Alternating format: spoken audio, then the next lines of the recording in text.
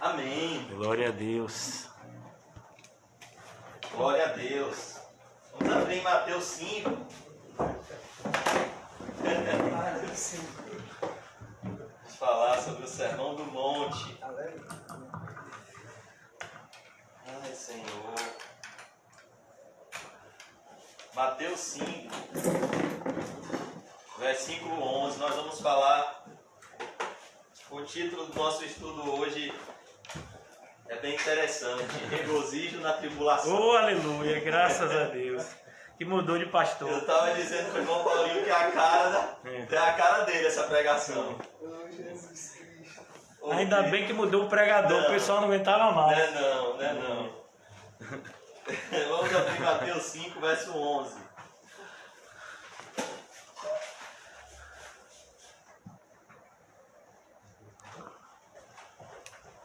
Mateus 5, 11.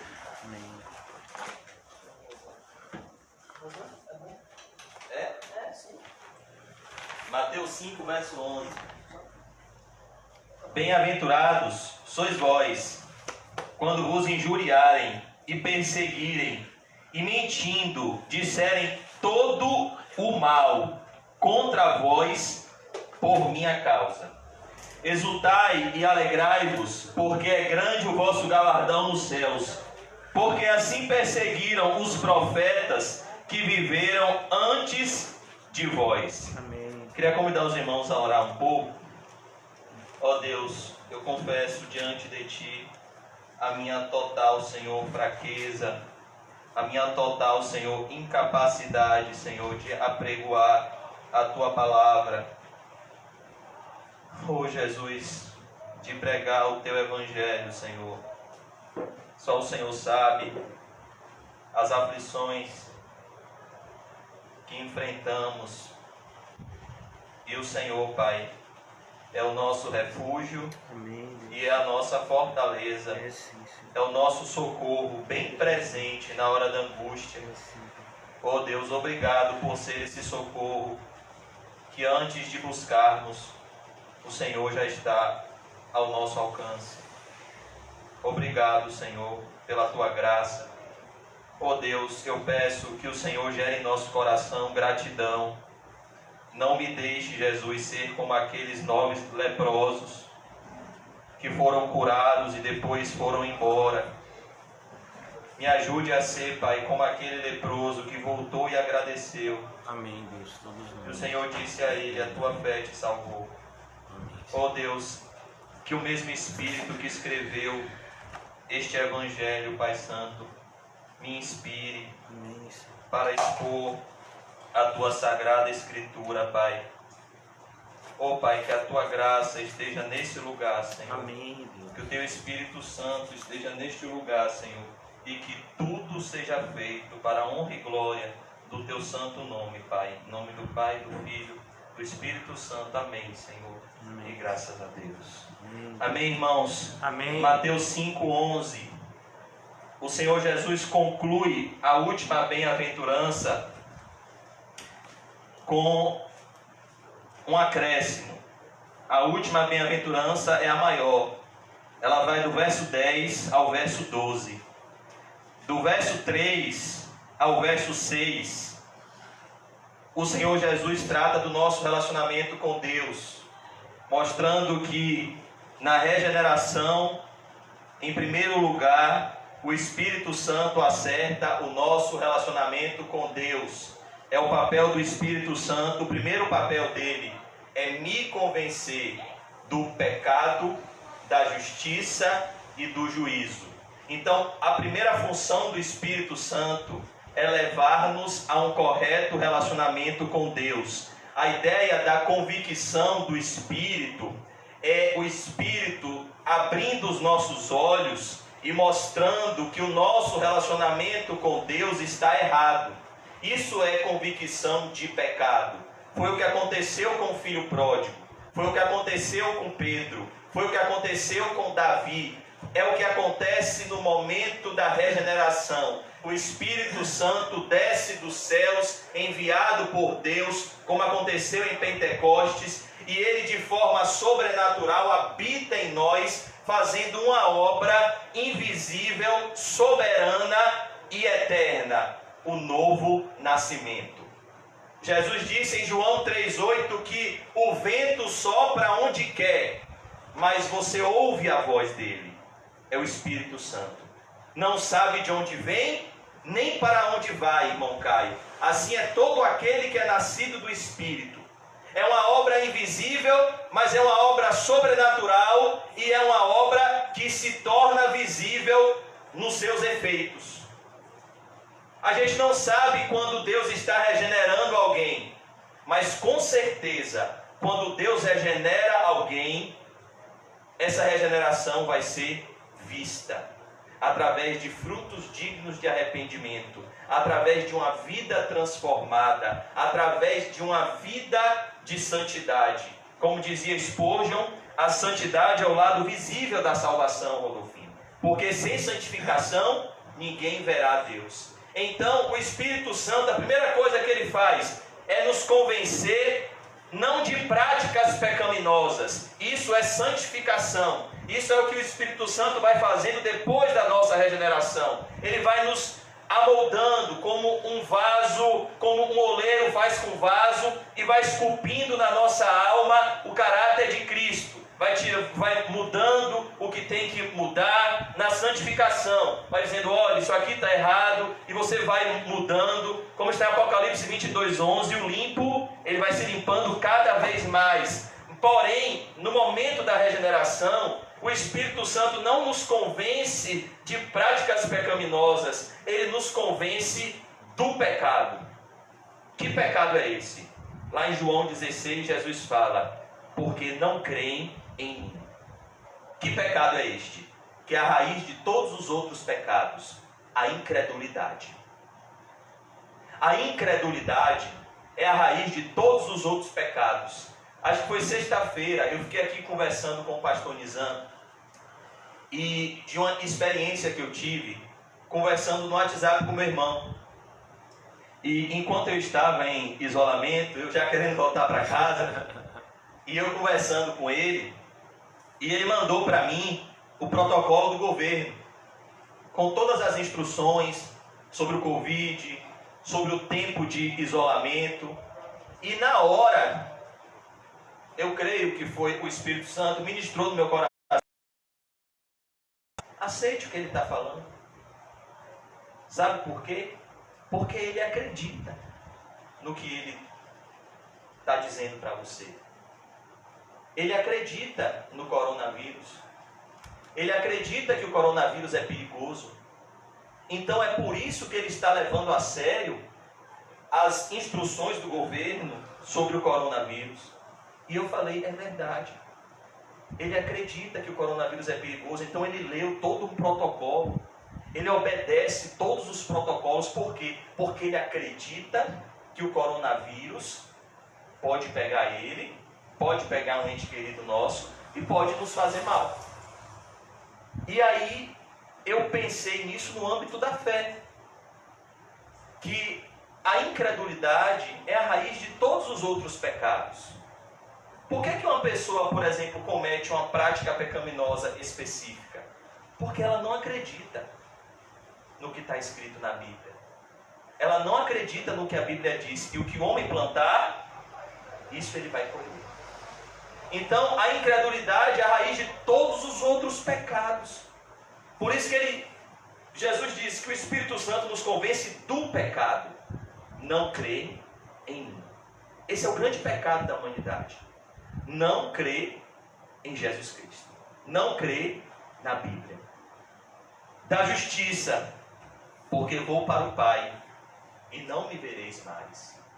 O Espírito Santo nos convence da justiça de Deus, que Deus é justo e que após a morte segue-se o juízo. O Espírito Santo nos convence de que nós precisamos estar quites com a lei de Deus, estar quites com a santidade de Deus. Por isso que o Espírito Santo nos convence não só da justiça punitiva de Deus, mas ele nos convence da justiça salvadora de Deus. no Evangelho de Jesus Cristo. Como disse Paulo em Romanos 3, Deus é justo. Ele não inocenta o culpado. Ele não tem um culpado por inocente. Mas no Evangelho, um grande milagre acontece, irmão Caio. Deus é justo, mas ao mesmo tempo que Ele é justo, Ele é justificador daquele que tem fé em Jesus. Olha que maravilha. Ao mesmo tempo que Ele é justo e santo, e Ele não passa a mão na cabeça de nenhum pecado, não se engane. Cada pecado na história da humanidade, desde o pecado de Adão e Eva, até o pecado do último ser humano que pisar nessa terra, até a volta de Jesus e a consumação dos séculos, todos serão punidos, sem exceção. Porém, o que acontece? O pecado do povo de Deus é punido em Jesus. E o castigo que nos traz a paz recai sobre Jesus na cruz. E pelas suas pisaduras nós somos sarados. Então o Espírito Santo nos leva desesperadamente para os braços de Jesus Cristo. Ele nos leva a depender de Deus para tudo. E essa é a primeira bem-aventurança. Bem-aventurados os pobres em espírito. Bem-aventurados aqueles que têm o seu interior esvaziado de toda justiça própria, de todo orgulho, e vem a Cristo dizendo: Jesus, me salve, Jesus, eu só tenho a Ti, eu abro mão de tudo, Senhor. O pobre em espírito não vem até Jesus como jovem rico, cheio de orgulho, cheio de riquezas, não. Ele vem a Deus de mãos vazias, dizendo: nada em minhas mãos eu trago, somente em Tua cruz eu me agarro. Por quê? Porque o Espírito Santo nos convence de que ninguém pode nos salvar, a não ser Jesus. Eu sou o caminho, a verdade e a vida, e ninguém vem ao Pai, a não ser através de mim. Ninguém vem ao Pai, a não ser através de mim. Por isso que uma das coisas que o Espírito Santo gera em nós é um desespero quando a gente está longe de Jesus. Eu me lembro uma vez, quando eu era pequeno, que eu me perdi da minha mãe no shopping bar. E que desespero, irmãos. Porque você se sente o quê? Perdido. E eu passava e via uma criança passando com a mãe. Falei: eita Jesus, cadê minha mãe? Fiquei sozinho, perdido. E eu me lembro que eu fiquei desesperado, chorando. Só senti paz no momento que eu ouvi a voz dela. E vi ela vindo na minha direção. Ju! Meu filho, você estava onde, meu filho? Para de comer!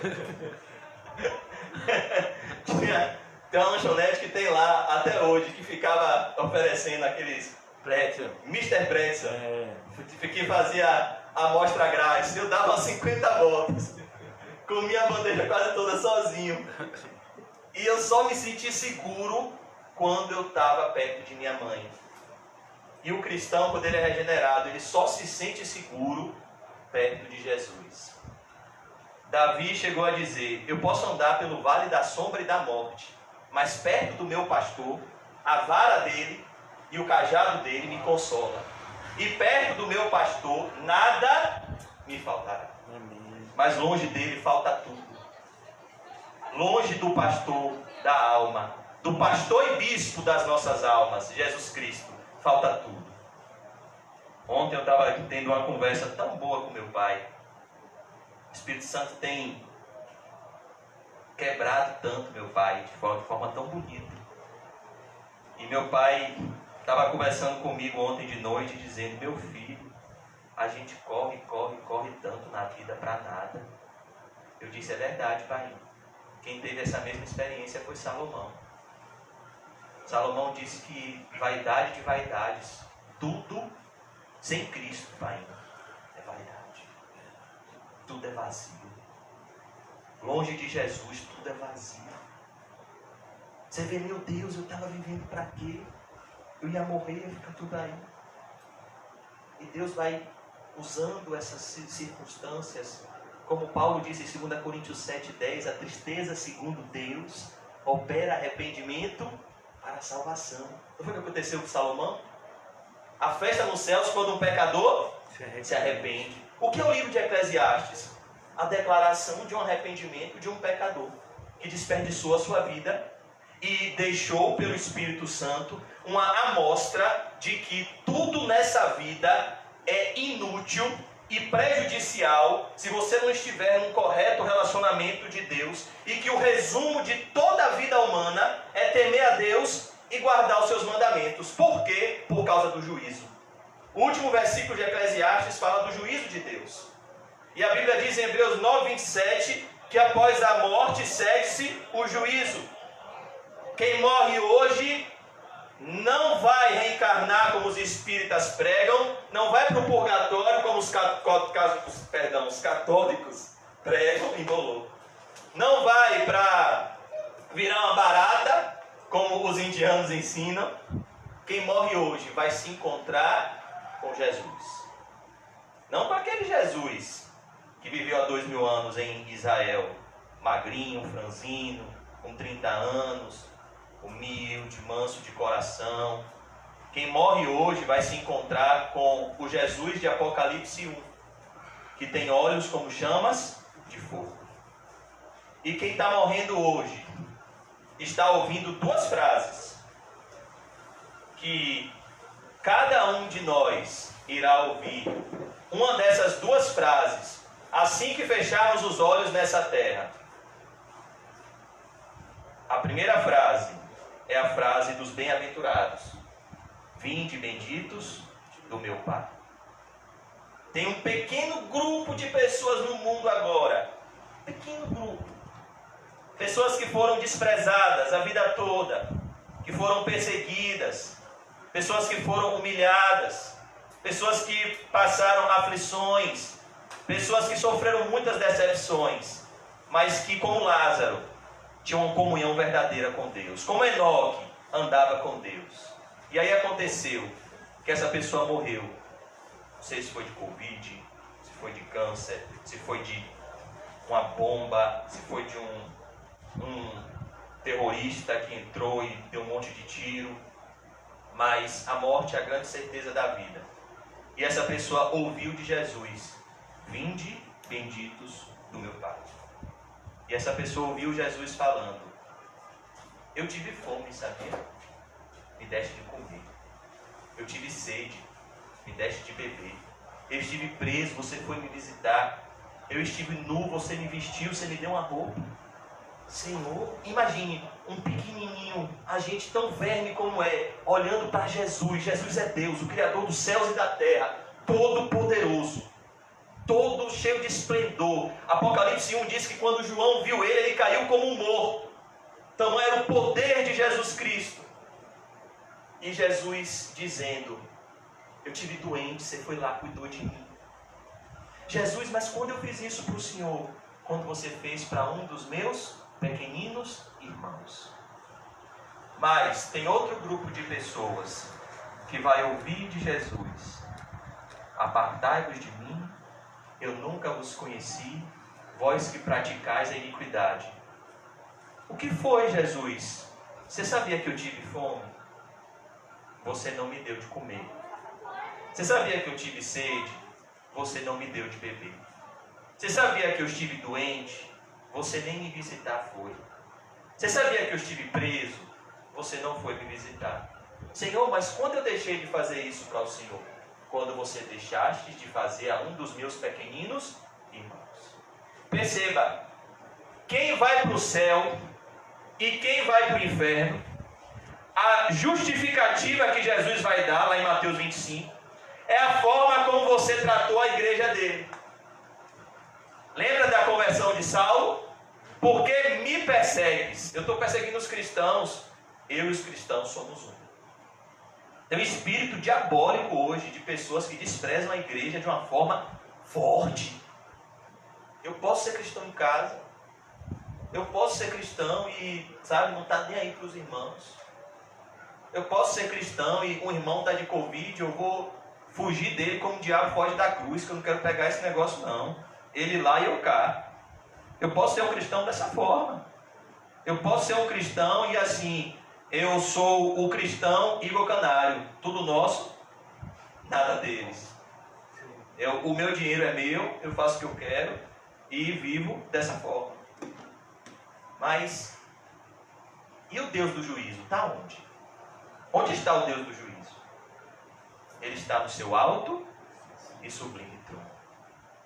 Por isso, irmãos, que as bem-aventuranças, elas em primeiro lugar mostram que o Espírito Santo, em primeiro lugar, nos leva a um correto relacionamento com Deus. Ele nos convence do pecado, da justiça e do juízo. Porque o cristão vive uma vida pela fé que agrada a Deus? Porque ele vive debaixo da realidade de um convencimento de pecado, justiça e juízo. Para o cristão, a malignidade do pecado não é uma doutrina, é uma realidade, embora também seja uma doutrina. Para o cristão, a certeza da justiça de Deus, que Deus é justo, e que o que o homem planta, ele colhe. Você não pode plantar mamão e colher laranja. Você não pode plantar laranja e colher mamão. Se você planta na carne, você não pode colher no espírito. Se você planta no espírito, você não pode colher na carne. A justiça para o cristão é uma realidade também. Nós temos que medir a nossa vida não pelo que colhemos, porque a gente não vai poder mudar mais a nossa colheita, mas pelo que estamos plantando. Hoje, qual é a data de hoje? 14 de julho de 2020. Hoje o dia teve, que oração? 8h20. Hoje são 20 horas e 20 minutos. Nós tivemos 20 horas no dia e 20 minutos no dia. Nós plantamos hoje no espírito ou na carne. Por quê?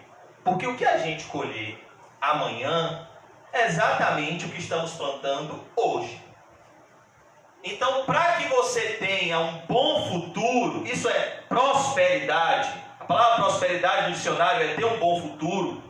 Você precisa sentar, calcular e mudar e averiguar o seu plantio, para que você tenha uma boa colheita, um bom futuro. É o que disse lá Provérbios 28:13. Como é que você quer prosperar? Jogando a poeira para debaixo do tapete? Não dá. Você não vai ter um futuro próspero. Próspero, que eu falo, segundo Deus. Você não vai ter crescimento espiritual. Você não vai crescer na graça e no conhecimento. Você não vai crescer a imagem de Cristo. Você não vai ter revelações de Deus. Você não vai ter experiências com Deus. Você não vai ter a certeza da sua salvação se você ficar ocultando pecados ocultos. Como o pastor Nizam nos ensinou através da experiência que ele teve e através das pregações, há momentos, meu irmão, que é só você e Deus. Você pode ser casado, mas no leito de morte é só você e Deus. Você pode ter filhos, eles podem te amar, mas no leito de morte é só você e Deus. Você pode ter irmãos em Cristo, você pode ter pastor, você pode ter pessoas ao seu redor, isso são presentes de Deus, mas no leito de morte é só você e Deus. E o que eu e você precisamos, até lá, é de uma consciência em paz com Deus, que começa hoje. Por isso que Provérbios diz: o que encobre as suas transgressões jamais prosperará, nunca vai ter um bom êxito, mas o que as confessa e deixa para Deus alcança a misericórdia.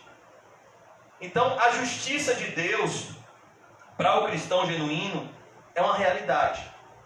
Então, por que o cristão é misericordioso, é puro de coração, tem fome e sede de justiça, é pobre em espírito, vive chorando pelos seus pecados? Quando ele vê um pecado, como o pastor Nizam citou um exemplo hoje, a pessoa se diz cristã e fica falando imoralidade. Um verdadeiro cristão, quando ele vê isso, ele nem dá risada, ele nem compactua, ele chora. Meu Deus, a Bíblia diz que todo pecado é fora do corpo, mas aquele que comete pecado de imoralidade peca contra o próprio corpo. Quantas consequências horríveis desse pecado! Famílias são destruídas, casamentos são destruídos por conta da imoralidade sexual. E como o pastor Nizam disse ontem, uma pessoa se diz cristã e fica brincando com esse pecado, a gente chora. A gente chora lutando contra esse pecado e lutando contra a realidade do pecado. Quando a gente vê alguém pecando, a gente não se alegra, a gente chora. Por isso que a realidade da justiça de Deus para o cristão é real. Então, se o cristão vê, por exemplo, alguém plantando na carne, o que é que ele sente? Misericórdia. Meu Deus, como o pastor deu exemplo um dia aqui conversando comigo, essa pessoa está armando um monte de bomba ao redor dela e ela não sabe. Uma hora essa bomba vai estourar. A bomba de Davi não estourou? E olha que ele era filho de Deus, viu? A de Davi estourou cheia de graça, mas estourou. A bomba de Davi foi a bomba de Hiroshima e Nagasaki. 4 filhos foram mortos. A vida dele, depois do adultério e do assassinato, nunca mais foi a mesma. Até o capítulo 11 de 2 Samuel, você só vê vitórias na vida de Davi. A partir do capítulo 13 de 2 Samuel, você vai ver um monte de miséria na vida de Davi. Quando Natan disse: Davi, Deus perdoou o seu pecado, mas calma, a espada jamais se apartará da sua casa. 2 Samuel 13, Aminon estupra Tamar. Imagine, você é um pai, você tem um casal de filhos, e você vê seu filho se apaixonando por sua filha e estuprando sua filha. Depois você vê o outro filho ficando indignado com seu outro filho e assassinando seu filho. Absalão matou Aminon. Imagina. Depois, como se não bastasse, o assassino que matou Aminon se volta contra você. Imagine. Absalão se tornou o pior inimigo de Davi. Sangue do sangue dele. Um menino que ele criou, que Davi carregou no colo, que Davi deu tudo, se levantou contra ele para matar ele. Absalão queria matar Davi. Não matou porque Deus não deixou e matou ele antes, porque Deus amava muito Davi. Imagine um filho querer matar o seu pai. Isso aconteceu com Davi. Por quê? Por causa do pecado. Então a realidade da justiça de Deus para o cristão é real. Por isso que o cristão, quando vê um Natan exortando ele não fica zangado, não. Ele fica alegre. O pastor Nizam até disse aqui, acho que foi domingo: se o irmão te exorta, agradeça a Deus, porque pior é você morrer nesse pecado e você acordar diante de Jesus e a exortação de Jesus não vai ser uma exortação, vai ser uma condenação. Então, enquanto você tem um amigo que te orienta na palavra de Deus e te mostra: olha, o caminho é esse aqui, agradeça a Deus. Davi foi grato pela vida de Natan. Ele não ficou com ódio dele. Então o cristão vive debaixo da realidade, da justiça de Deus.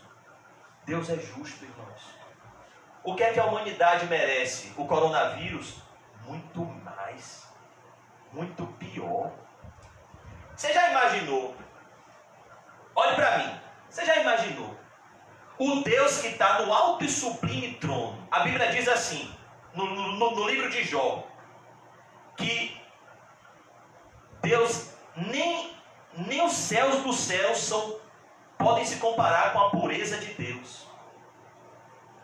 A Bíblia diz em Abacuque 1,13 que Deus é tão puro de olhos que Ele não pode contemplar o mal, a maldade. A Bíblia diz em Isaías 6 que os serafins ficam de dia e de noite: Santo, Santo, Santo é o Senhor dos exércitos, e toda a terra está cheia da sua glória. Deus é muito santo. Ele é muito santo, Ele é muito puro, muito mais puro do que possamos imaginar. A tal ponto de um homem que já andava com Deus, já era profeta de Deus, disse: ai meu Deus, eu estou perdido. Eu vi o Senhor, eu vou morrer, porque Ele é santo e eu sou pecador miserável. Eu não posso andar com esse Deus. Agora imagine esse Deus lá do céu, olhando o carnaval, olhando uma parada gay. Imagine Deus vendo isso. Deus vendo o carnaval. Deus está lá no seu alto sublime trono, ele está olhando, vendo só orgia, só pecado, como na época de Sodoma e Gomorra, vendo só devassidão. E você quer que a humanidade colha o quê? Coisas boas? Você vê os homens insensíveis cada vez mais, o amor se esfriando e a maldade se multiplicando. Irmãos, tem um bairro na África do Sul, que é o bairro mais assustador do mundo. Tem pessoas com casa de 30 milhões. E do outro lado da rua tem pessoa que não tem o que comer. E como é que Deus vê isso? Como é que Deus vê cristãos que estão preocupados se vão comprar um carro com airbag duplo ou não? Se vão comprar um carro que seja melhor para a estrada ou melhor para a fazenda? Como é que Deus vê isso? Supostos cristãos que não ajudam nada nem ninguém a não ser o seu próprio ventre.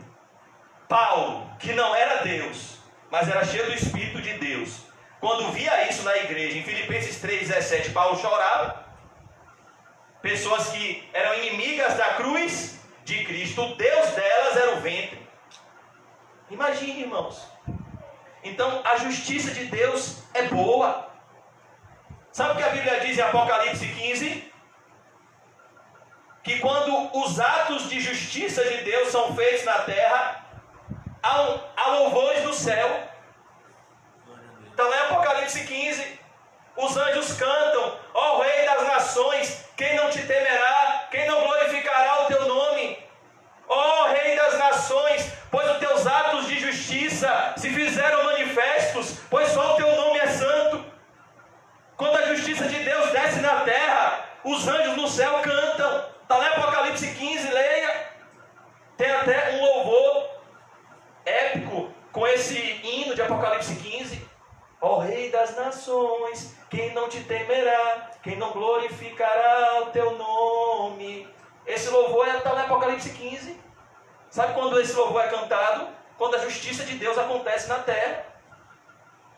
Então, como é que termina a Bíblia? Apocalipse 22. Maranata, ora vem, Senhor Jesus. O que é a volta do Senhor Jesus? Segundo Mateus 25. Juízo, justiça. Jesus veio em primeiro lugar para morrer na cruz e tirar os pecados de muitos. Agora, ele vem para julgar a humanidade. Então, irmãos, a realidade da justiça de Deus é real e do juízo de Deus é real. O juízo de Deus está vindo. E se você ler Apocalipse, meu irmão, você vai ver que vai piorar e vai piorar muito. E por que vai piorar muito? Porque a maldade está se multiplicando. Por isso que os bem-aventurados têm o seu coração no céu. E em primeiro lugar, eles entram num correto relacionamento com Deus. Pobreza de espírito. A soberba precede a queda. A humildade antecede a honra. A gente pode ver isso com dois personagens na história da humanidade que são muito importantes. E você está servindo a um desses dois personagens hoje. Um desses personagens hoje é o seu Senhor. E o primeiro deles nos ensina que a soberba precede a queda. Satanás, Lúcifer. Por que ele caiu da presença de Deus? Por causa da soberba que precede a queda. O outro é Jesus. Porque ele tem um nome que está acima de todo nome, segundo Filipenses 2. E todo joelho se dobrará, e toda língua confessará que o nosso Senhor é o Senhor, para a glória de Deus Pai. Porque ele se esvaziou, humilhou-se a si mesmo, assumindo a forma de homem, foi obediente até a morte, e morte de cruz. A humildade antecede a honra. Por isso ele é honrado até hoje no céu, porque ele se humilhou ao mais baixo nível aqui na terra. Por isso que dos pobres em espírito é o reino dos céus. Deus resiste aos soberbos, mas Ele dá graça aos humildes, aos pequenos, aos desprezados, aos que não são. Por isso que as primeiras bem-aventuranças mostram isso. Pobreza de espírito, deles é o reino dos céus. Eles choram, eles são mansos e humildes de coração. Eles têm fome e sede de justiça. Depois que nós entramos no correto relacionamento com Deus, amados irmãos, nós entramos no correto relacionamento com o próximo. Se você não está no correto relacionamento com o próximo, você não está no correto relacionamento com Deus. Por exemplo, se você está diariamente sendo perdoado por Deus, é impossível você guardar mágoa de alguém no seu coração. Como é o Pai Nosso, coloca junto o perdão que você recebe de Deus com o perdão que você concede ao próximo. Quando você está na presença de Deus e o Espírito Santo te perdoa, Ele te dá a alegria da salvação e Ele limpa o seu coração em relação ao próximo. Pai, perdoa-nos as nossas dívidas. O que são dívidas? Pecados.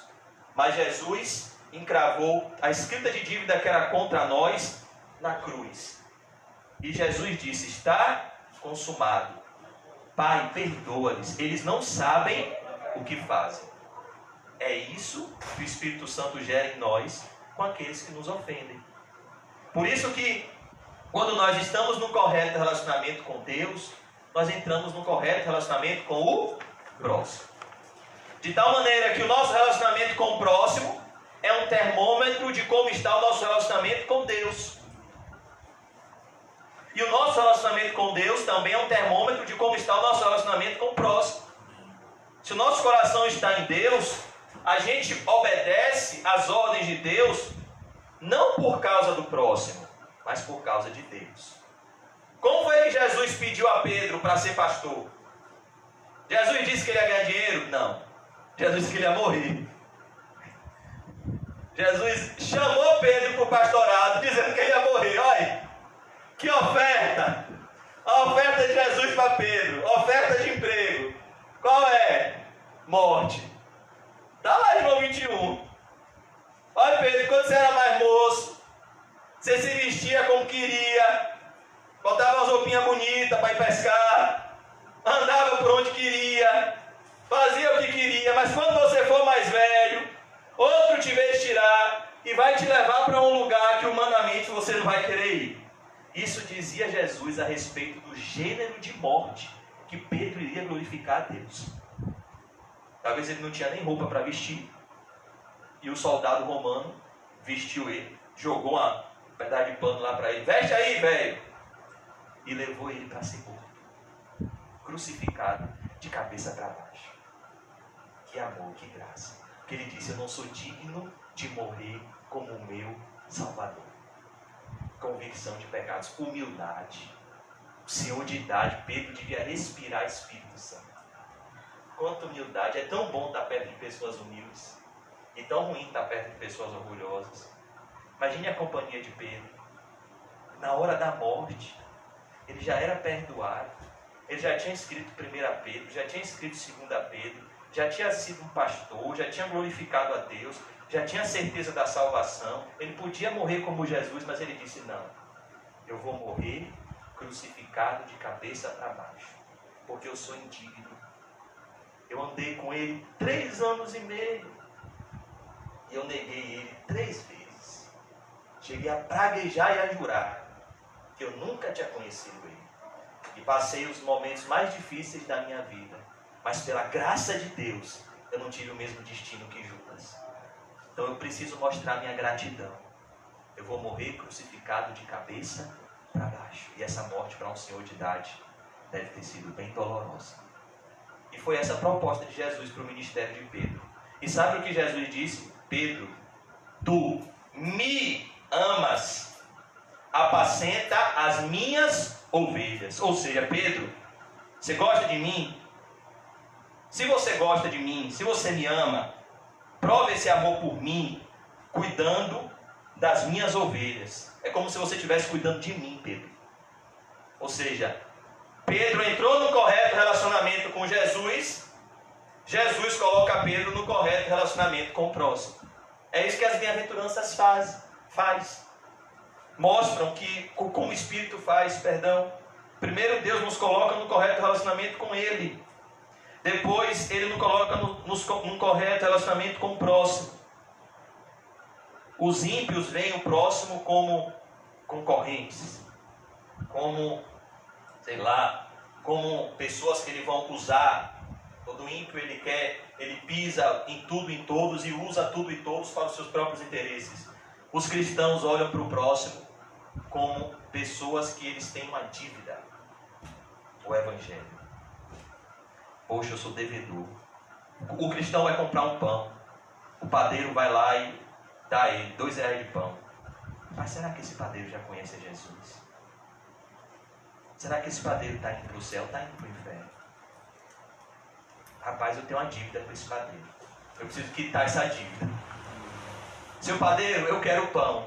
Mas eu quero falar para você do pão da vida. Aceite esse folhetinho aqui, por favor. Leia a palavra de Deus. Escute a palavra de Deus. Jesus Cristo, Ele é real. Ele perdoou os meus pecados. Ele pode perdoar o seu também. Leia a palavra de Deus. Escute a palavra de Deus. A fé vem pelo ouvir da palavra de Deus.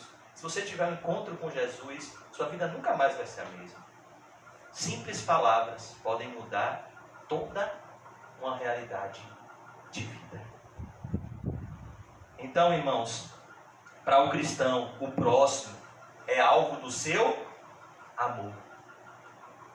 Ainda que o seu próximo se coloque como inimigo. Jesus Cristo disse: amem os seus inimigos.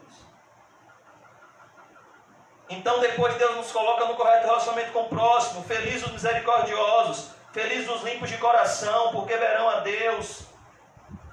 Perdoar é vital, irmãos, para a sua saúde espiritual. Vital. Perdoar, ter vida de oração, ter vida devocional. Esses dias eu tenho pedido muito a Deus que me dê sabedoria para ter momentos devocional. Porque meu dia está igual o dia de Marta.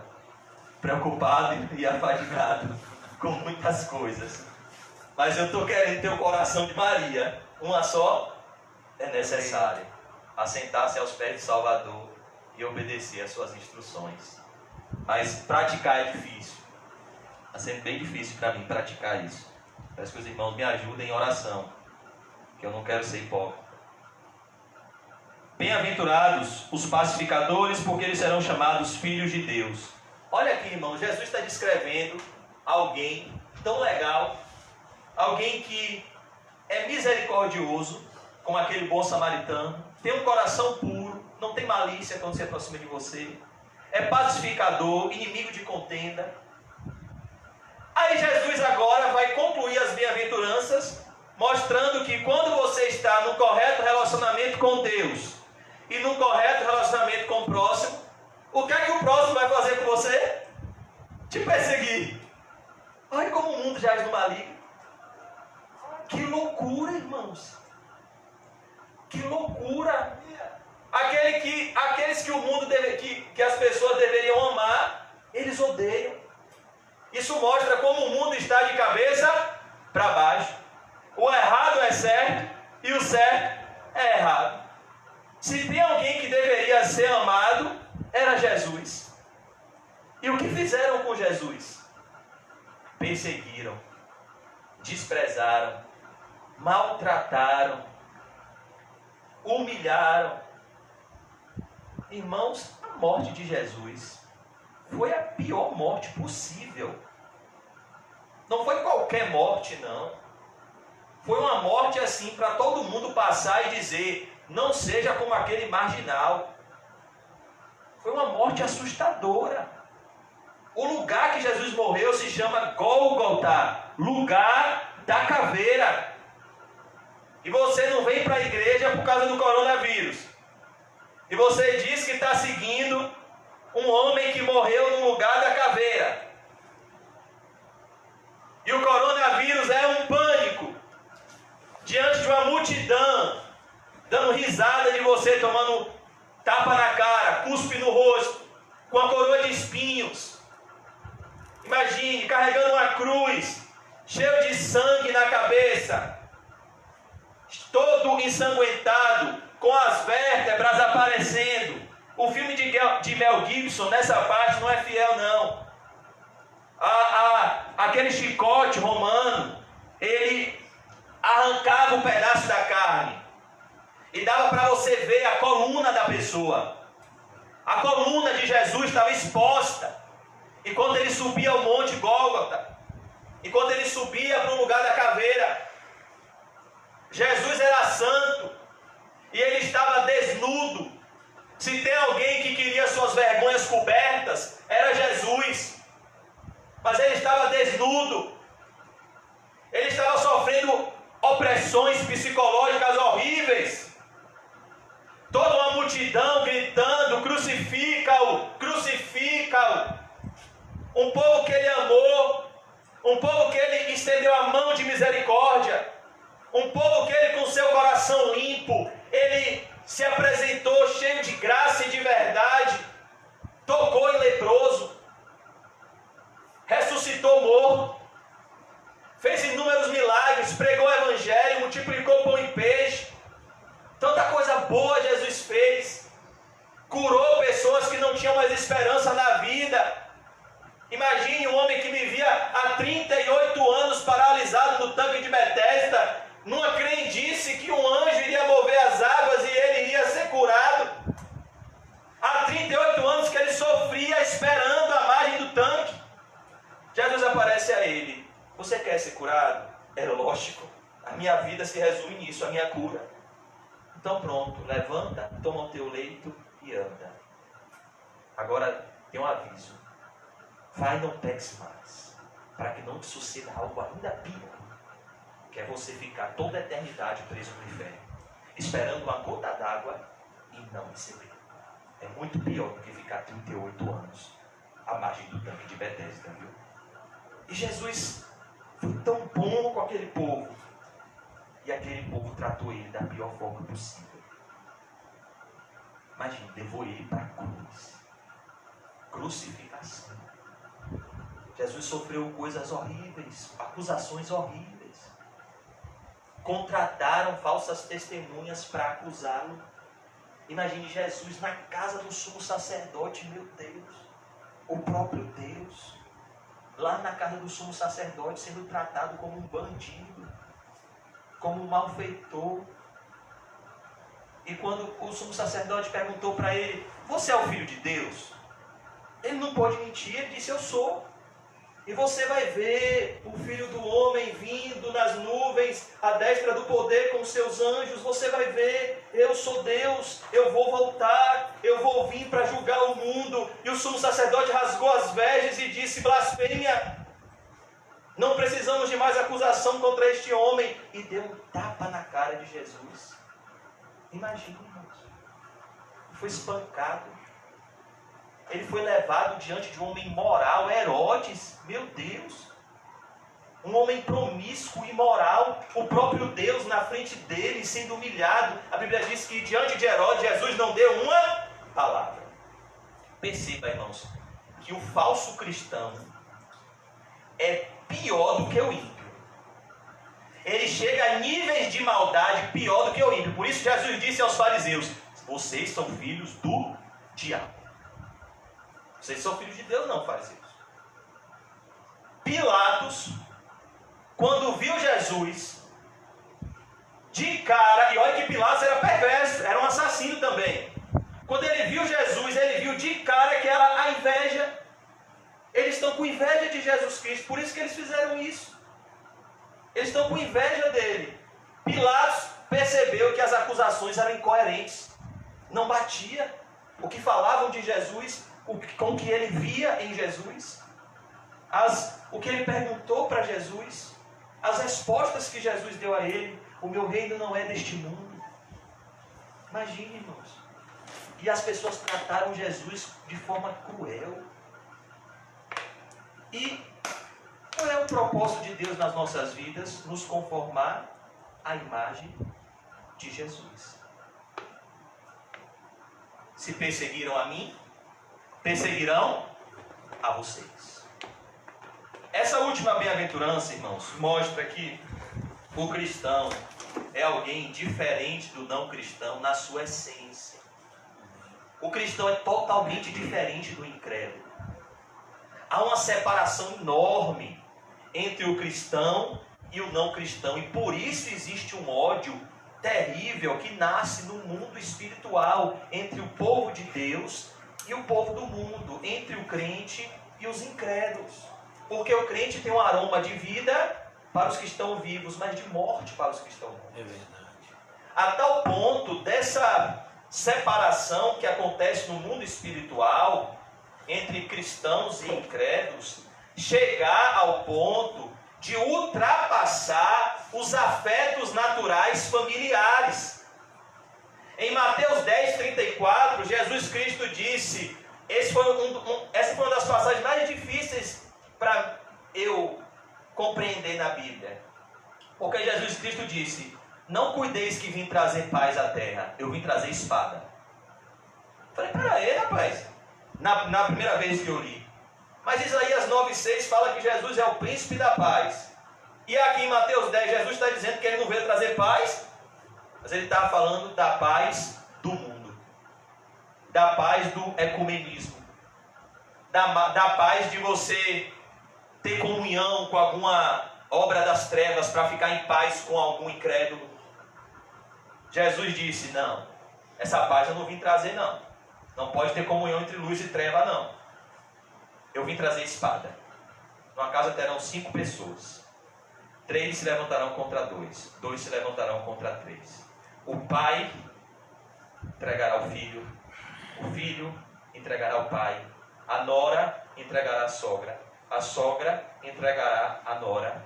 E os inimigos do homem serão seus próprios familiares. Por que isso acontece? Por conta do mundo espiritual que é real.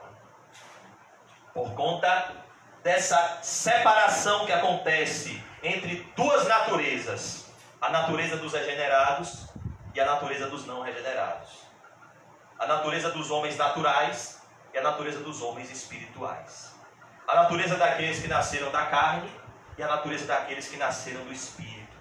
A natureza daqueles que vivem segundo as obras da carne e daqueles que vivem segundo o fruto do Espírito.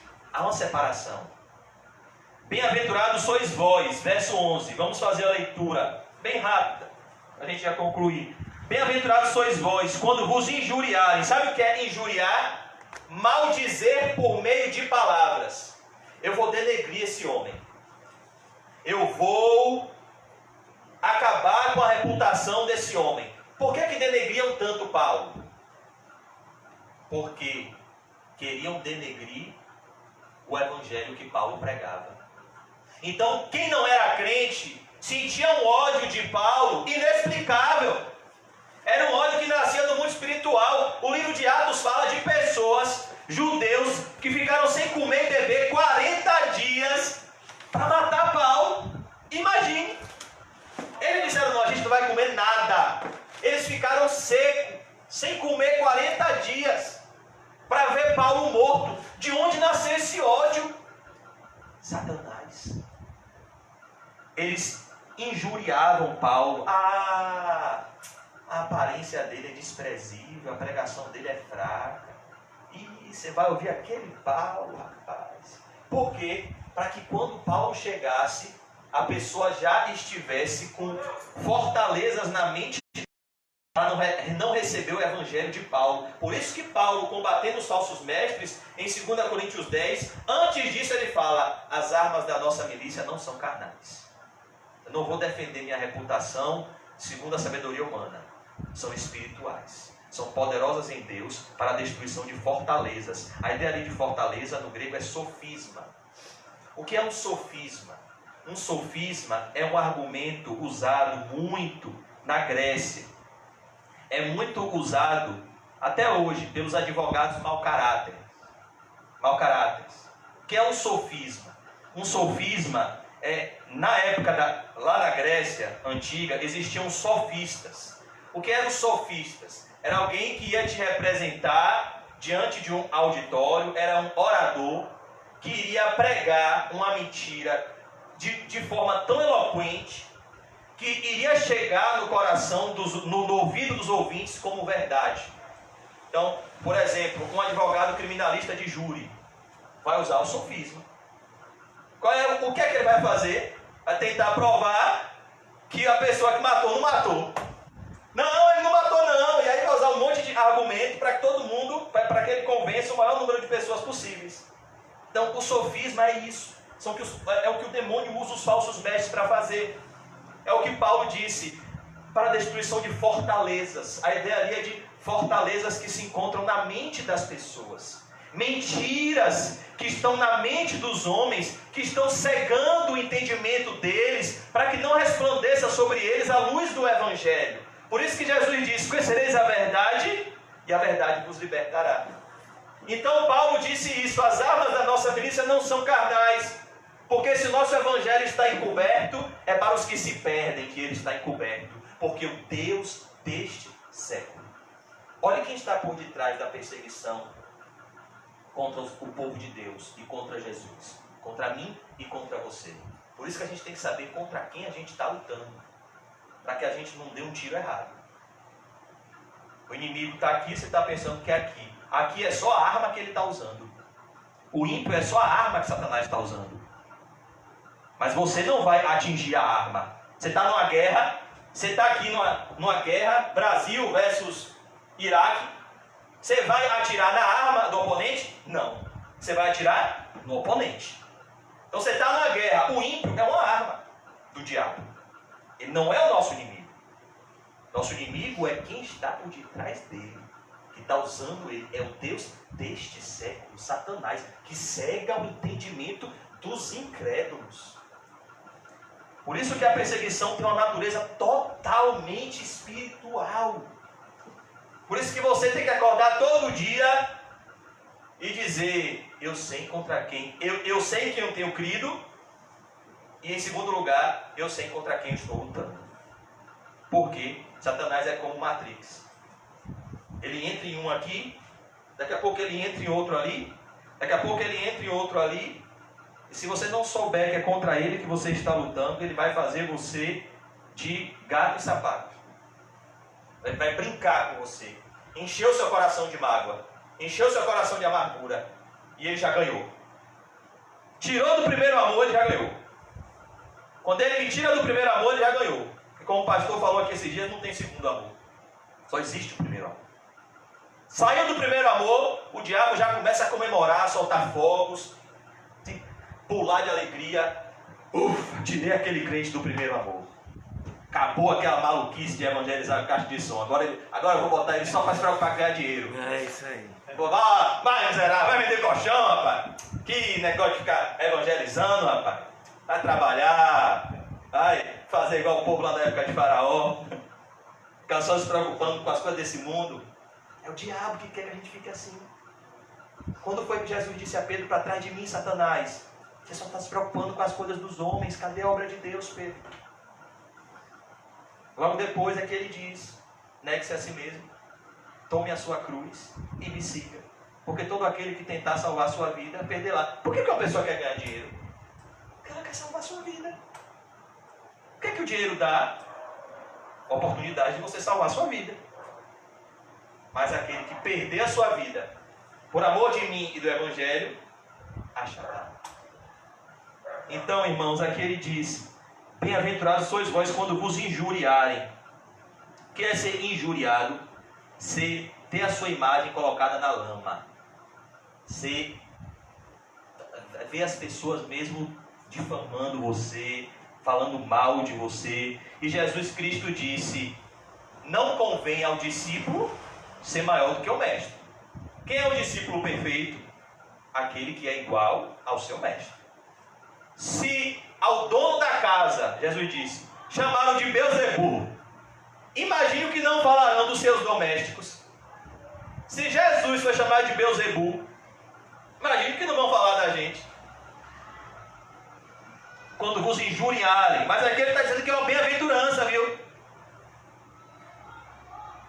E perseguirem. A ideia aqui é perseguir como um cão feroz. Como um cão que está atrás do frango. E você está com o frango. E ele está lá perseguindo você. você. Essa ideia aqui de perseguir é alguém que vai atrás mesmo para fazer o mal. E mentindo, é aqui que é bem-aventurança. Então a gente já falou, mentindo. Porque tem pessoas que são mal faladas porque fazem o mal mesmo. Mentindo. Essa é a bem-aventurança. Disserem todo o mal contra vós. Olha, todo o mal. Por minha causa. Aqui, irmãos, no verso 11, Jesus está fazendo a diferenciação entre o verdadeiro profeta e o falso profeta, entre o verdadeiro mestre e o falso mestre, entre o verdadeiro crente e o falso crente, porque todo crente é um profeta, todo crente tem uma mensagem, ou é a mensagem verdadeira, ou é a mensagem falsa.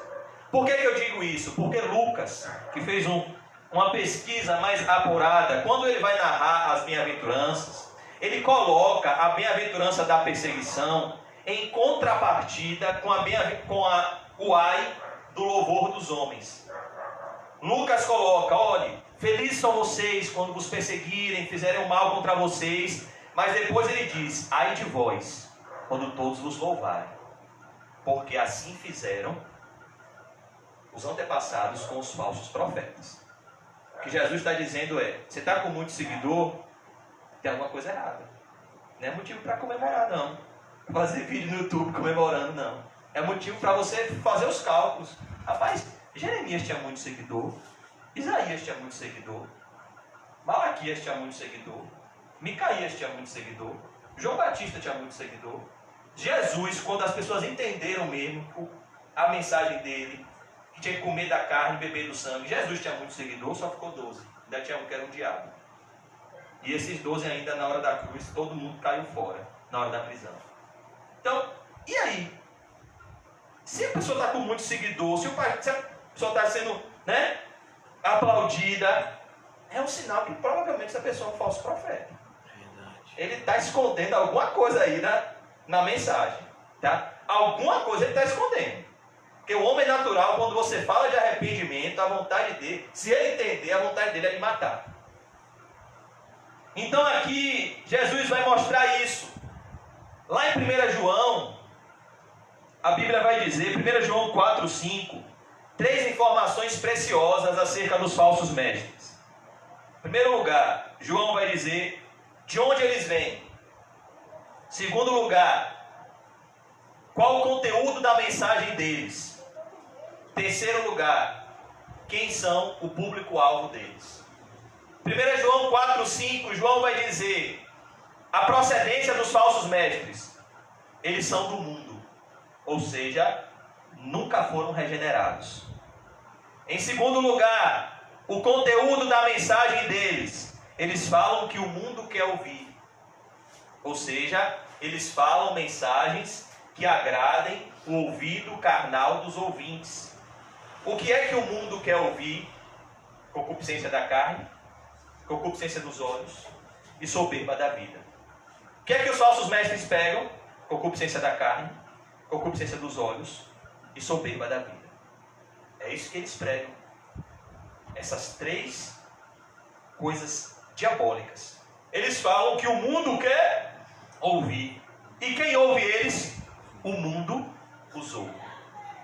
Ou seja, eles são do mundo, eles pregam uma mensagem que agrada ao mundo, e as pessoas do mundo ouvem eles e aplaudem eles e pagam eles muito bem. Mas aí ele vai dizer, 1 João 4, 6, nós somos de Deus, o apóstolo João, que foi para a ilha de Patmos, que sofreu muito. Aquele que é de Deus nos ouve. Aquele que é de Deus não nos ouve. Onde ele aprendeu isso? João 10, Jesus. As minhas ovelhas ouvem a minha voz e me seguem. Mas vocês não creem, ele disse aos fariseus, porque não sois das minhas ovelhas. Nisto conhecereis o espírito da verdade e o espírito do erro. Então, o verso 11 é um teste para saber se a pessoa é um verdadeiro profeta ou um falso profeta. Cadê a perseguição? Cadê as injúrias? Cadê as mentiras? Cadê pela causa de Cristo? Se não tem, tem alguma coisa errada. Porque uma pessoa fiel a Cristo, com certeza vai ser perseguida. Eu queria provar isso com um versículo da Bíblia só. 2 Timóteo 3,12. Um versículo só. 2 Timóteo 3,12. Se os irmãos puderem abrir, eu queria convidar. Você só vai ler esse versículo. 2 Timóteo 3,12. Olha o que a Bíblia diz.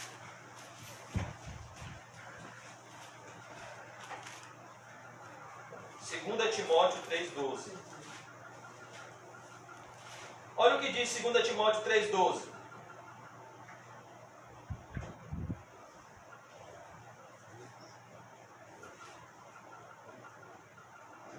Segunda Timóteo 3,12. E também, eu queria que os irmãos olhassem para o texto. E também, todos, olha o que diz o texto, todos os que piamente querem viver em Cristo Jesus padecerão perseguições. Todos. Olha o que ele diz. Todos. Todos, todo mundo. Quem quer viver piamente, olha o que ele diz. Não é só quem quer conhecer, que você pode conhecer e não praticar. Mas quem quer viver piedosamente em Cristo Jesus padecerão perseguições.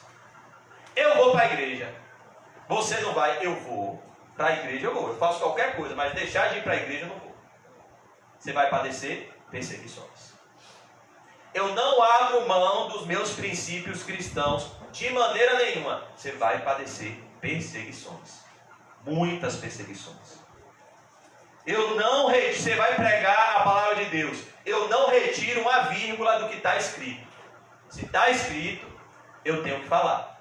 Você vai padecer perseguições. Todos os que piamente querem viver, só você querer viver, em Cristo Jesus padecerão perseguições. Mas olha os falsos crentes e os falsos mestres, mas os homens maus e enganadores irão de mal a pior, enganando e sendo enganados. Os amaldiçoados não são perseguidos, eles são aplaudidos. Mas os bem-aventurados são perseguidos. Por minha causa, agora a gente vai concluir com o verso 12. Exultai e alegrai-vos. Agora Jesus fala uma coisa, irmãos, que está além da nossa compreensão. Ele está dizendo, exultem e alegrem. Sabe o que significa aqui? É um regozijo sobrenatural muito forte na alma. É uma alegria indizível e cheia de glória, muito forte e incontrolável. Porque o reino de Deus não é comida nem bebida, é justiça, paz e alegria do Espírito Santo. Exultai e alegrai-vos. O que é isso aqui, irmãos? Exultar é como, por exemplo, quando em 1994, quando Roberto Baggio bateu aquele pênalti e foi no travessão e subiu, e Galvão começou a gritar, é tetra, é tetra, é tetra, e todo mundo jogando tudo para cima, e eu nem nascido era, viu, pai? Estou falando. É tetra, é tetra. Imagine, irmãos, isso aqui que é exultar. É como se o crente estivesse dizendo, meu Deus, então quer dizer que, rapaz, eu vou para o céu. Então quer dizer que, rapaz, eu estou igual os crentes da Bíblia. O mundo todo mundo me odeia, mas Jesus me ama. Amém. Todo mundo me rejeita, mas tem um que me acolhe. Glória a Deus. Esse é o motivo da alegria, irmãos. Exultai e alegrai-vos, porque é grande o vosso galardão aonde? Nos céus. Perceba, não é um sofrimento pelo sofrimento. Ninguém aqui é masoquista. Tem prazer em sofrer. O pastor Lisão não teve prazer quando ele foi no Dr. Scholl, aconselhado por um irmão, né? Eu acho que não está sozinho, não. Pelo amor de Deus. Porque esse irmão disse, pastor, pode ir, não vai doer. Não é nada. Eu tenho uma experiência com o Dr. Scholl, inclusive tem uma irmã que está aqui, Travar. que eu conheço, que me atende lá há muitos anos. Eu passei uns 6 anos com a unha encravando todo mês. Eu ia lá e eu me lembro da pessoa que desencravava minha unha, Erivalda. Ele está lá ainda trabalha lá.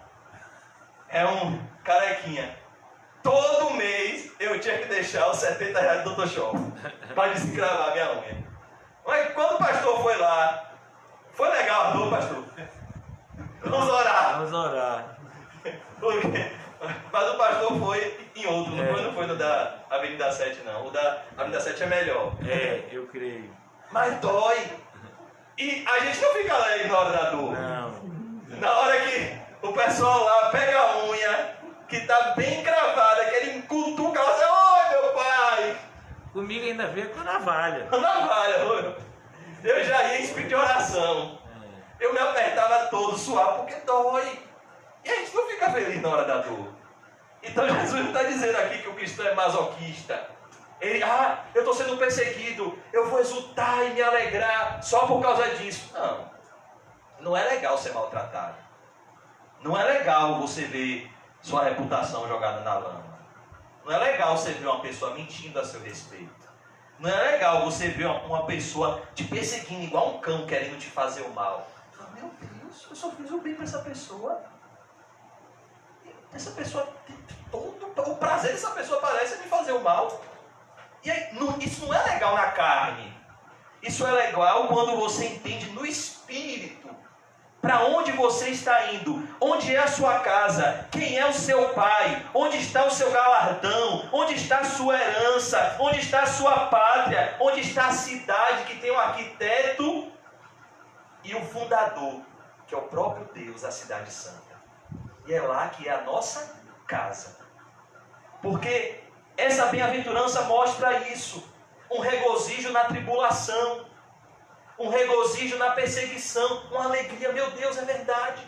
É como uma placa. Você está perdido, você está viajando lá para a terra de Ederval. A gente está lá no Potentão, indo para Amargosa. Lá para a casa da mãe de Ederval. Eu vou para lá passar o final de semana para relaxar. Depois que a gente tiver condições de botar um funcionário, alguém lá, para eu parar de ficar trabalhando sozinho. Aí eu vou passar o final de semana com a Ederval em Amargosa. E aí o GPS errou. E a gente está se perdendo. E a gente passou um tempão perdido. Aí de repente a gente vê uma placa. Amargosa a 5 quilômetros. Oh glória! Estamos chegando no nosso destino. Essa bem-aventurança aqui é essa placa. Você está indo para a cidade santa. E você está lá, rapaz, será que eu estou indo mesmo? Quando chega a perseguição, quando chega as injúrias, quando chega a perseguição, quando chega essas situações, é uma placa dizendo, olhe, Nova Jerusalém, a alguns quilômetros. Amém. Falta pouco. É como um encontro que o evangelista tem com cristão e fiel no momento que ele profetiza a morte de um dos dois. Ele diz, olhe, vocês vão passar por uma grande tribulação. Um de vocês dois vai morrer. Mas vai ser para a glória de Deus. E eles passam pela feira das vaidades. Eles são presos na feira da vaidade. E fiel morre. E cristão vê fiel subindo como Elias. E Deus é tão bom que não deixa cristão sozinho. Deus regenera esperança na hora certa. Amém. E coloca um novo companheiro. Então essa placa, é isso mesmo, gente. O mundo não vai ficar bem com a gente. As pessoas não vão nos receber bem se somos cristãos verdadeiros. As pessoas não vão nos tratar bem. São os falsos profetas que são bem tratados. As pessoas não vão nos compreender.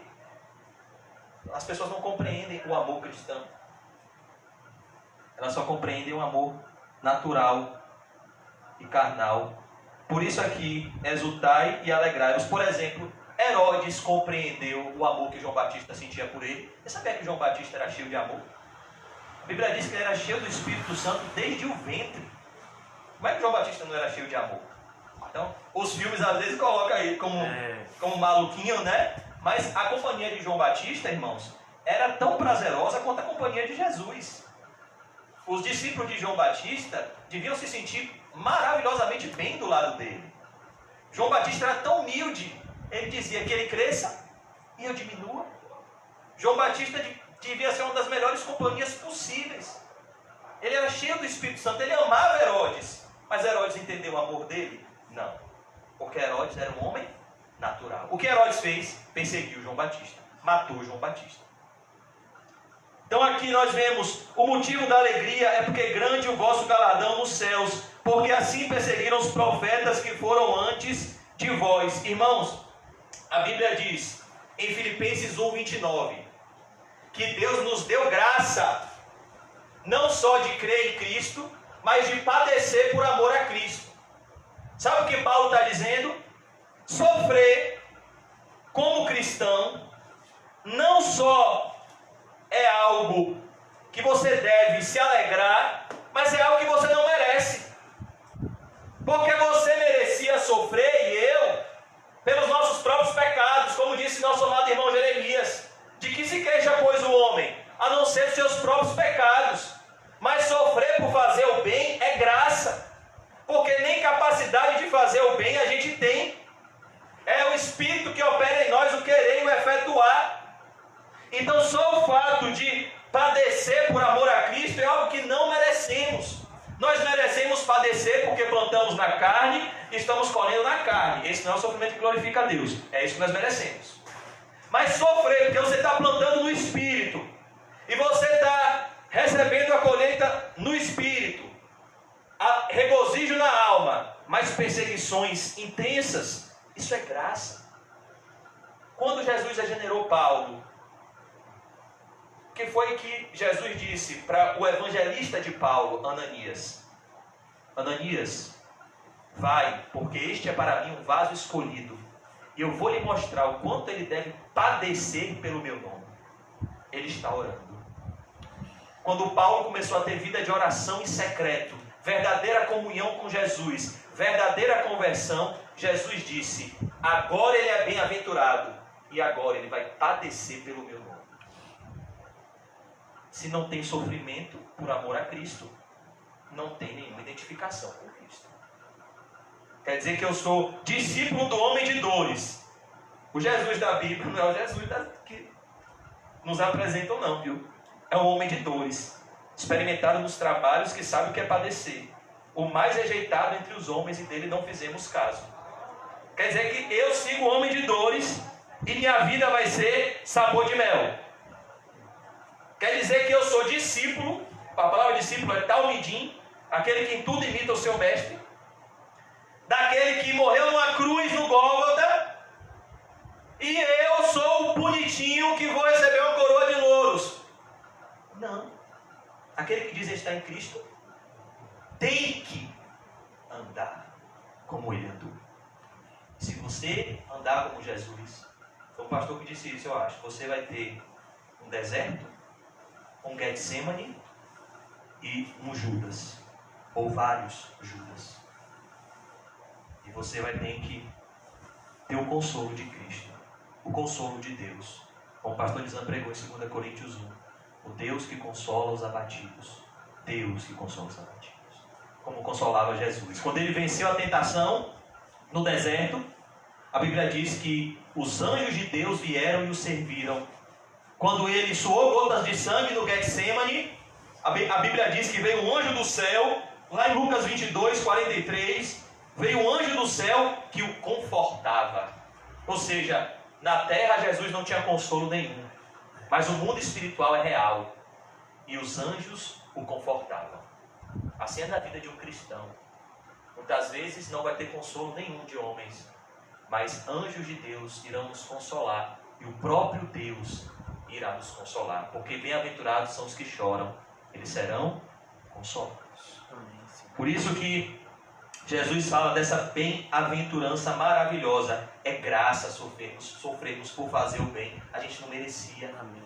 É motivo da gente ficar pulando e se alegrando e dizendo que Jesus é muito mais que tudo. Vamos lá em Atos 5, a gente vai concluir só com a leitura desse texto, para a gente ir para casa, vendo que loucura santa os apóstolos tinham quando estavam cheios do Espírito Santo, e como nós devemos ter.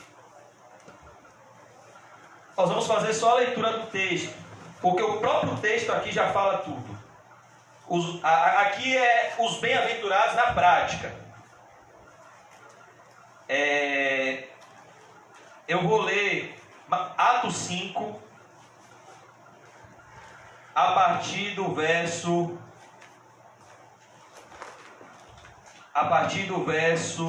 Deixa eu ver, meu Deus. A partir do verso 28. A partir do verso 28.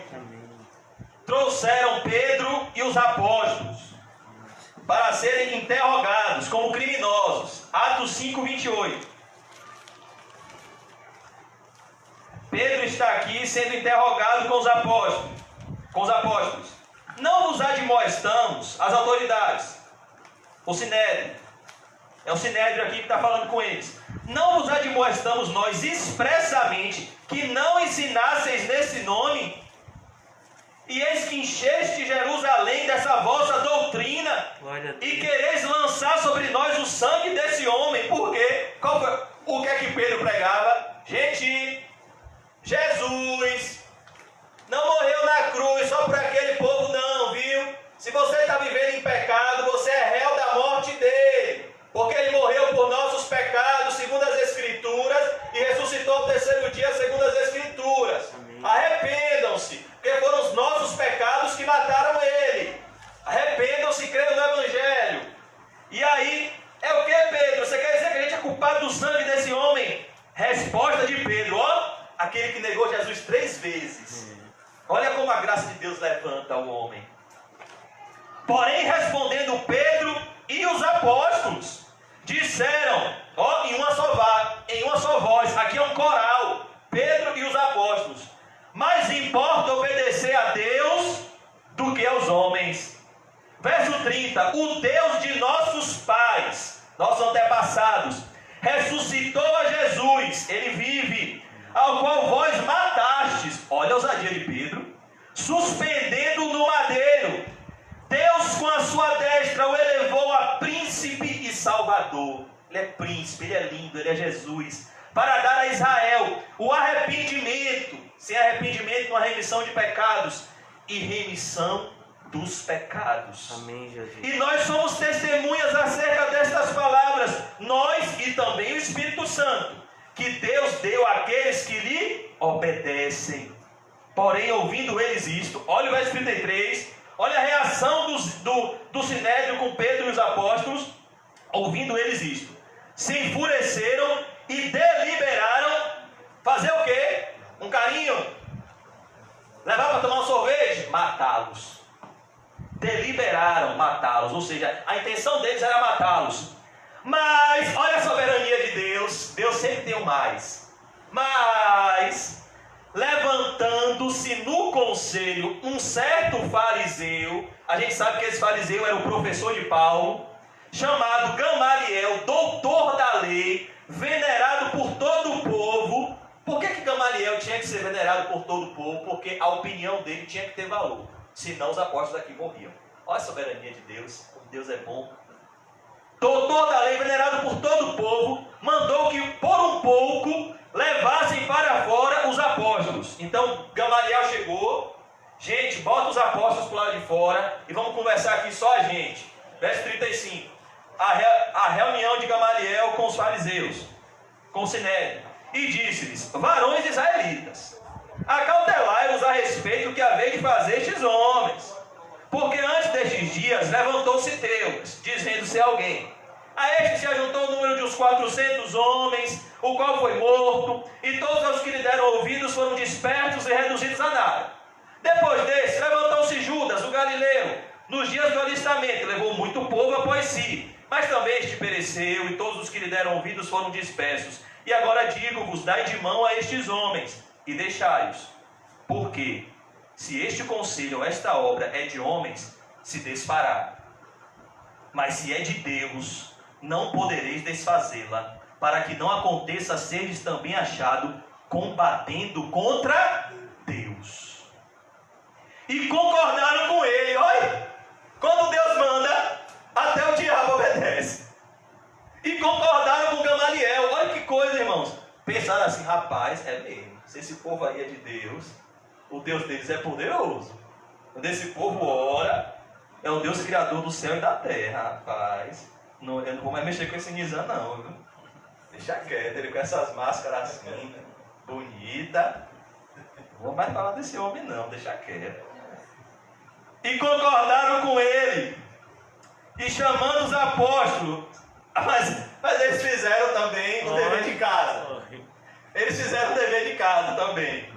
Eles concordaram, mas até certo ponto. Peraí, eles também não vão para casa assim, do jeito que eles vieram, não. Todo bonitinho, também não é assim, não. E concordaram com ele, chamando os apóstolos. Pode entrar de novo, cambada. Eita, Jesus. É bem Pedro e os apóstolos.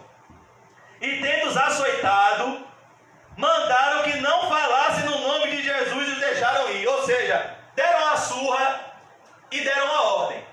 Não falem mais no nome de Jesus. Olha, senhor Nizam, pare de pregar. O senhor pare, viu, senhor Nizam? Pare com isso. Que nada, rapaz, ficar pregando toda hora, abrindo culto o tempo todo, pregando o tempo todo. Pare, rapaz. Doido. Tá ganhando dinheiro. Pare com isso. Rapaz, que coisa. Eu quero parar esse homem, mas não consigo. Aí é o diabo. Até com o vídeo, já oprimi ele. E ele continua. E está pregando agora mais cheio do Espírito Santo do que antes. Eu pensei que eu ia destruir a pregação dele. Agora está mais cheio do Espírito. Ai, viu? Esse tal desse Nizam. Mandaram que não falassem no nome de Jesus e os deixaram ir.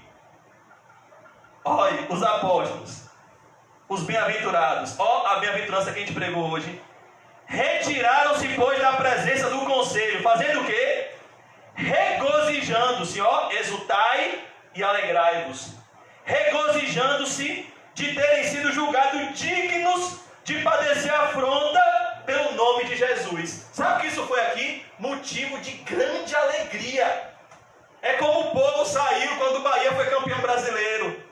Os torcedores do Vitória ainda não tiveram, né, Calmon? Mas os torcedores do Bahia... Oh, a Bahia foi campeão. Meu Deus, nós somos pecadores miseráveis. A gente está sofrendo como nosso mestre. Que graça! Que graça maravilhosa! Como disse John Newton, graça maravilhosa, Amazing Grace. Aquele hino tão lindo, tão perfeito. De terem sido julgados dignos de padecer afronta pelo nome de Jesus. E todos os dias, olha o que eles fizeram, olha. Abriram mais culto. Oh, meu pai. Eu acho que esse Nizam aprendeu com alguém, viu, rapaz? Eu acho que esse pastor Nizam aí, ele aprendeu com alguém. E todos os dias, no templo e nas casas. Espera aí, Pedro. Pois não, pode ser só no templo, não. No templo e nas casas. Não cessavam de ensinar e de anunciar a Jesus Cristo. Amém. Glória a Deus, irmãos. Os verdadeiros cristãos nunca retrocederam. John Bunyan ficou 12 anos preso, podendo sair com a filha cega, com a esposa pobre em casa. A mulher não tinha espaço no mercado de trabalho como tem hoje na época de John Bunyan, não. Ele deixou praticamente a esposa na mão, padecendo necessidades. Imagine a angústia que esse homem não passava na prisão, orando: Jesus, sustenta minha família, eu não posso trabalhar, eu estou preso.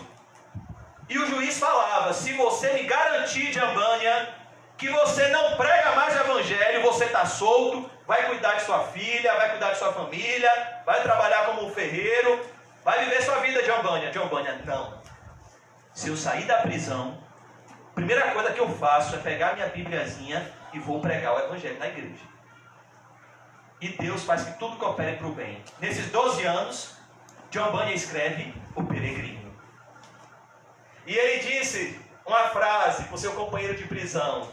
Está no desenho dele. Ele disse: um peregrino que anda com Deus, um peregrino de Deus, ele nunca anda em círculos. Ele sempre cumpre o propósito de Deus, não importa o que a jornada lhe revele. Ele sempre chegará no seu destino, a cidade celestial. Então aqui, irmãos, nós vemos essa bem-aventurança que é motivo de alegria, por causa de Cristo, se regozijar por ser perseguido e saber que nós somos parentes dos profetas. Amém, Jesus. Ou seja, quem é seu parente agora? Guilherme, Luana, seu Sebastião, Ana Lúcia, seus primos? Não. Agora eu sou parente de Jeremias. Agora eu sou parente de Isaías. Agora eu sou parente de Samuel. Agora eu sou parente de Maria. Agora eu sou parente de Esther. Agora eu sou parente de Ruth. Agora eu sou parente de Isabel. Agora eu sou parente de Paulo, de Pedro. Amém, Deus. Agora o meu rei, meu pai, meu tudo é Jesus Cristo. Agora eu posso dizer, Pai, meu Pai, Criador do céu e da terra. E agora eu tenho outra família, nosso. Que nosso? Os santos do passado, os personagens do Antigo Testamento e os santos de hoje. Olha que coisa boa. Quem é a minha mãe? Quem são meus irmãos? Aqueles que ouvem e obedecem à voz do Pai que está nos céus. Por isso que na regeneração tudo muda. E é o que Jesus quer mostrar nas bem-aventuranças. Tudo muda. Tudo muda. Se alguém está em Cristo, nova criatura é. As coisas velhas se passaram, tudo se fez novo. Agora, se nós já ressuscitamos com Cristo, nós pensamos nas coisas que são do alto. Buscamos as coisas que são do alto. O que é que nos alegra? As coisas do céu. E o que é que nos entristece, irmãos? As coisas da terra. No mundo tereis aflições, mas em mim vocês terão paz. Em Cristo, no céu, paz. No mundo, aflição. Por isso que nós devemos olhar firmemente para Jesus. Ele é o autor e o consumador da fé. Vamos orar. Ó Deus, muito obrigado, Senhor, por essa graça, Pai, de nos dar, Senhor, regozijo nas tribulações. Ó Deus, como dizia teu servo Spurgeon, aquele que arranca o sorriso do ímpio pode estar certo da desaprovação de Deus. Ó Deus, se o mundo nos aplaude, tem algo errado com o nosso cristianismo, Senhor. Porque a tua palavra diz que não seríamos admirados e aplaudidos, seríamos odiados, maltratados e perseguidos, como foi o nosso Senhor. Ó Senhor, nos ajude a vivermos uma vida que te agrade por meio da fé. Nos faz bem-aventurados, Pai, e nos livra do desejo de receber a glória dos homens. Nos livra, por favor, Senhor, do desejo de querer ser reconhecido pelos homens. Nos livra, Senhor, do desejo de querer que as pessoas nos reconheçam pelo que fazemos. Nos ajude, Senhor, a fazer ao que fazemos com a mão esquerda, que a mão direita nem saiba, quanto mais o nosso próximo. Nos ajude a fazer tudo em secreto, na certeza de que o Senhor existe e é galardoador de todos aqueles que o buscam. Na certeza que o Senhor está vendo tudo e que é do Senhor que vem o nosso galardão. Amém, Deus. Nos ajude, Pai, a entrar no nosso quarto em secreto, conversar com o nosso Pai em secreto, Pai Santo, e receber de Ti o consolo, o renovo e a provisão, Pai, como o Senhor nos ensina para pedirmos o pão nosso de cada. Amém, Deus. Oh Deus, me ajude a olhar para Jesus na área profissional, me ajude a trabalhar, Senhor, na loja do meu Pai, como Jesus trabalhava na carpintaria de José, Pai. Amém, Senhor. De uma forma que te agrade, honesta, íntegra, de uma forma verdadeira e, acima de tudo, que te glorifique. Amém, Deus. Que o meu propósito não seja só o sustento da minha família, mas a glória de Deus. Se tudo seja feito para a tua glória, Senhor. Ajuda os nossos irmãos, a nossa igreja a te agradar. Nós oramos pelos irmãos que estão enfermos, Senhor. Que o Senhor restaure, renove e encha do Espírito Santo, Pai. Porque a principal saúde que nós oramos é a saúde espiritual. Que o Senhor dê vida ao vale de ossos secos, Pai. E nos faça viver como os apóstolos, cheios do Espírito Santo. Em Em nome de Jesus. Amém. Graças a Deus. Amém, Jesus. Saúde, seu irmão, cumprimento santo. Amém. E diga para ele: Jesus é bom. Jesus é bom. Muito mais que tudo.